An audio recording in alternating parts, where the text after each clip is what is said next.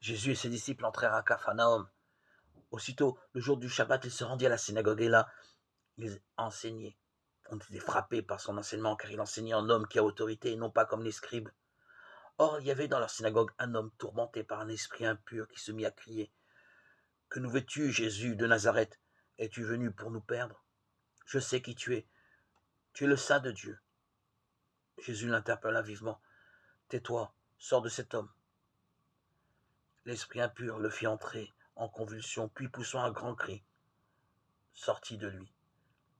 Ils furent tous frappés de stupeur et se demandaient entre eux: Qu'est-ce que cela veut dire?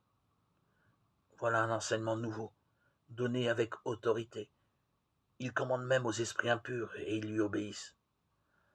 Sa renommée se répandit aussitôt partout dans toute la région de la Galilée. Évangile selon saint Marc, chapitre 1, 21-28.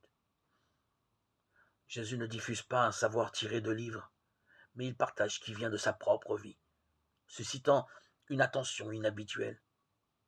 Il révèle aussi la résistance de forces concurrentes pour occuper le cœur de l'homme et lui dicter sa conduite.